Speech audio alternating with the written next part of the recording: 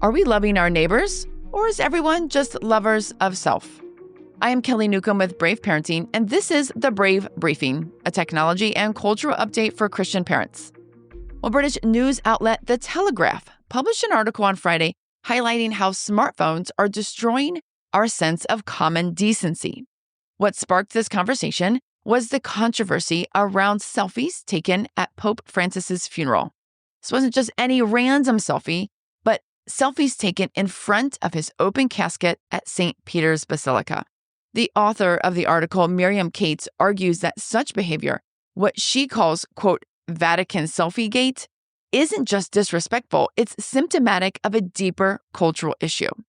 Well, whether it is in the UK or here in America, it's pretty obvious that the smartphone has eroded a lot of the common respect due to others. And let's not act for a second like this is just young people. Whether it's adults driving erratically while on their phones, parents blocking everyone's view of a school performance with their phone, or senior citizens out shopping while having entire conversations on speakerphone, we've all seen this. And either one or two things happen. Everyone either gets used to it, or they get annoyed with humanity, leading them to despise people. As Christians, we must recognize that this erosion of common decency is really the manifestation of being lovers of self rather than loving our neighbors. The Apostle Paul warned Timothy that in the last days, which is everything between Christ's resurrection and his return, that people would be lovers of themselves, proud, boastful, without love, and without self-control. Well, this self-love is not only promoted and celebrated online, but it's amplified in real life through our addiction to smartphones. Subtly, we have all been trained to look down at our phones and disregard the presence and dignity of others. Jesus put out a clear commandment in Matthew 22:39 to love your neighbor as yourself. Loving our neighbor requires our undistracted presence. It means regarding others as more important than yourself and sacrificing personal conveniences and desires, such as taking a selfie with the recently deceased Pope. As smartphone indecency continues to become commonplace, it's harder to do this, especially for young people who have grown up in the selfie-centered culture. Well, the article offers a few suggestions for improving this quote-unquote intolerable situation. A blend of rules, legislation, and application of social stigma. The author suggests that shops, restaurants, and tourist attractions could implement no-phone policies.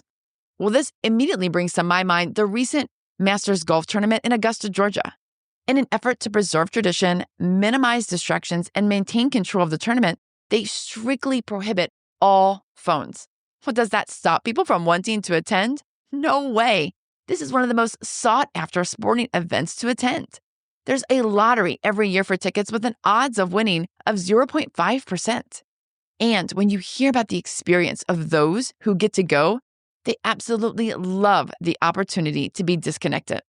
So what wisdom can Christian parents learn from all of this? Well, first, it is our job to teach children how to love their neighbor more than they love themselves, and how to respect others in public with their phone use.